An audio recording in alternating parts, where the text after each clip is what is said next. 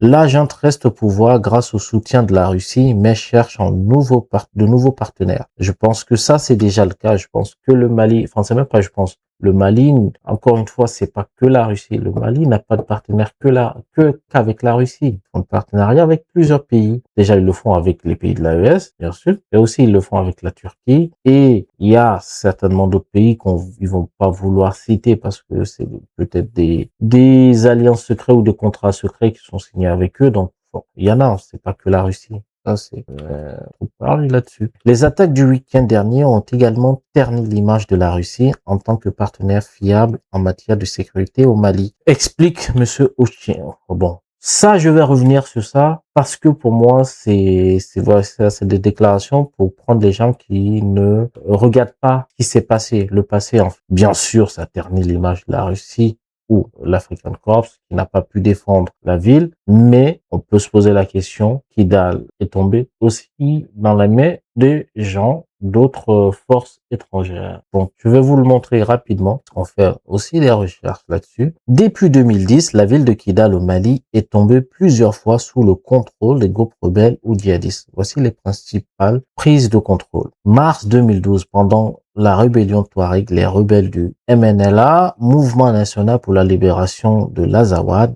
rapidement rejoint depuis éclipsés par le groupe islamique comme Ansar Din et Al-Qaïda au Maghreb islamique, ATMI, ça rappelle quand on était petit, prennent Kidal. La ville devient un bastion rebelle et échappe au contrôle de l'État malien. Donc, en 2012, déjà, Kidal avait été pris. Janvier 2013, lors d'une intervention française, opération Serval, les forces françaises et maliennes prennent temporairement le contrôle de la ville, mais les groupes rebelles et djihadistes conservent leurs forces influentes dans la région. Donc, réellement, ils ont repris la région. Après 2013, malgré des accords de paix comme l'accord d'Alger en 2015, Kidal reste instable. Le contrôle rebelle de la ville alterne entre forces maliennes, groupes rebelles comme le FLA et djihadistes sans que l'État ne parvienne à y imposer durablement son autorité. Novembre 2023, l'armée malienne, appuyée par les forces mercenaires russes du groupe Africa Corps, anciennement Wagner, reprennent Kidal après plus d'une décennie de domination rebelle. Voilà. Et puis donc, après 3 ans que le gouvernement a repris, et donc en avril 2026, dans le cadre d'une vaste offensive, donc c'est ce qu'on vient de parler, le FLA, et cette fois-ci, c'est pas qu'un seul groupe, et les djihadistes du JNIM ont fait une coalition pour attaquer et reprendre Kidal. Voilà ce que je voulais vous dire sur ça. Donc, c'est que c'est pas cette phrase, c'est vrai, mais il faut la prendre il faut beaucoup plus la contextualiser si tu veux mieux comprendre et ne pas prendre un jugement. Voilà. À la suite du coup d'état militaire au début de la blablabla, les forces françaises qui soutenaient l'armée ont été priées de quitter le pays et les combattants russes sont venus à leur place pour aider à endiguer l'insurrection. Aujourd'hui, la réputation des Russes a pris un coup énorme après l'échec de leur corps africain à défendre les grandes villes et la chute de Kidal, a ajouté alors l'expert. Tout en conservant le soutien de la Russie, le Mali pourrait être amené à élargir ses partenaires militaires. Ils le font déjà. Une option envisageable pourrait c'est déjà le cas, consister à resserrer les liens avec la Turquie, qui cherche à étendre son influence en Afrique. Encore une fois, aucun pays, aucune personne ne viendra mourir pour te sauver la vie. En tout cas, de l'extérieur. Selon Madame Chiang, des informations font état du déploiement d'un contingent de sécurité turc pour former la garde présidentielle au Mali. La Turquie donc ça veut pas dire que justement quand je vous dis ils le font déjà, c'est pas parce qu'il y a eu l'attaque que le contingent turc a été déployé. Ça, c'est des choses qui ont été signées depuis longtemps et qui sont déployées. Donc c'est pourquoi je dis encore une fois, ils sont déjà en partenariat avec plusieurs pays. Je continue. La Turquie entretient déjà des liens en matière de défense avec le Mali, lui fournissant des drones qui auraient joué un rôle décisif pour aider l'armée à reprendre Kidal en 2024-2023. Le Mali a également montré des signes d'un engagement renouvelé avec les États-Unis après des années de relations tendues. Et ça, oui, il y a eu beaucoup de visites officielles de responsables américains au Mali, justement, pour essayer de relancer le dialogue et la coopération militaire avec le Mali. Encore une fois, c'est ce que je dis, il n'y a pas que la Russie. Au début de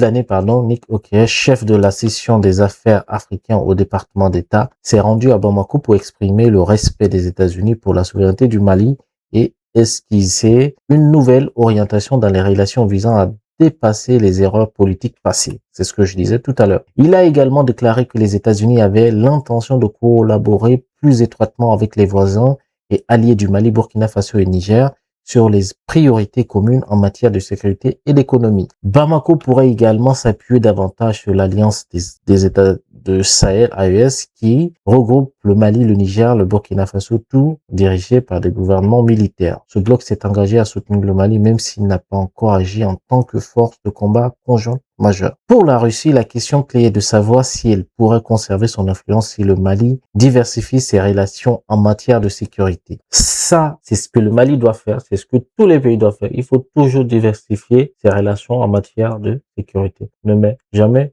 tous tes œufs dans le même panier.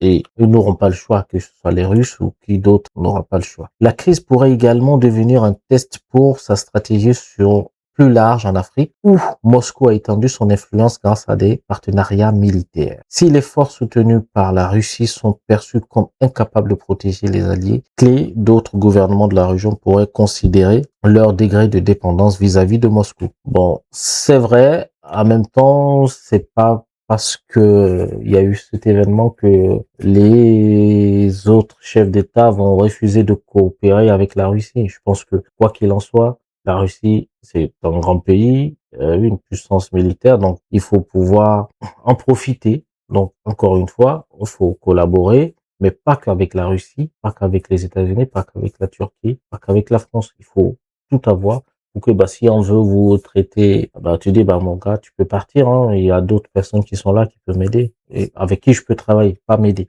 avec qui je peux travailler. Voilà. Donc, et puis, un exemple, Sassou Nguesso, hier, il s'est rendu en Russie, pourtant il y a ces événements qui se passent. Bien sûr, vous me direz que ça a été programmé avant que les événements se passent. Mais quoi qu'il en soit, il pouvait l'annuler. Voilà, voilà. Et certainement, il va signer des trucs. Alors, et on peut voir en fait ici la position, enfin on va dire le mouvement des mercenaires. Donc ils ont pris Kidal et puis ils descendent et vous verrez qu'ils descendent vers Gao.